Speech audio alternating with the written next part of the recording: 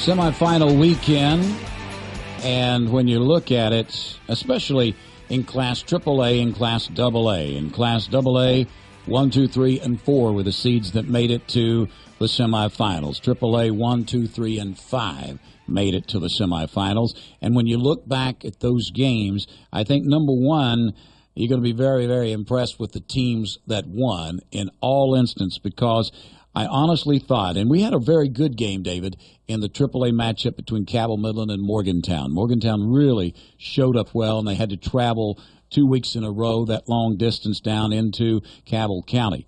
The other games, though, not so close, so you have to give credit to those number one seeds. They really did. They all came through. Cabell Midland in AAA. In AA, it was Wayne coming through in the state semifinals.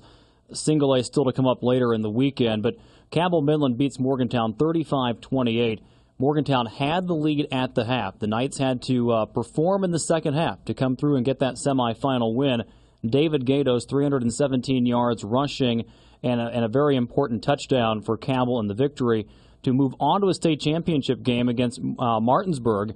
And the entire story coming out of that Martinsburg GW game that the Bulldogs won 63-14 is going to be the play of Justin Cookie Clinton, the Bulldog quarterback, with 6 touchdowns. But defensively, can't take anything away from that Martinsburg team. 2 touchdowns by GW in the semis. That's just 6 touchdowns in the last 8 games the Bulldogs have given up defensively. Hard to believe when Cabell Midland and Martinsburg meet on December 1st at Wheeling Island Stadium.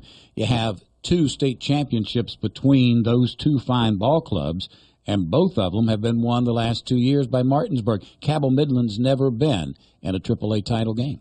Hadn't even really been in the state semifinals. So for Cabell Midland to get all the way to the title game against Martinsburg, it's a great run for that program. And run is the key word, because they run the football.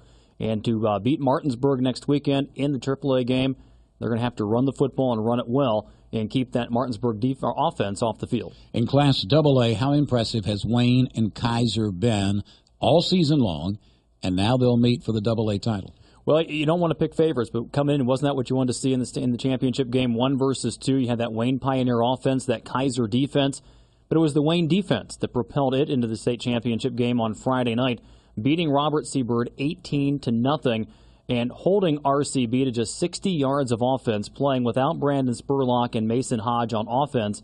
Just enough offense for the Pioneers, coming from Nathan Spurlock, 210 yards, and Wayne gets Kaiser beating Bridgeport for the second time this season, winning in the semis 42-14. All of the scores can be found on our website at wvmetronews.com, and of course, all of the playoff action, including the Super 6, can be found there as well.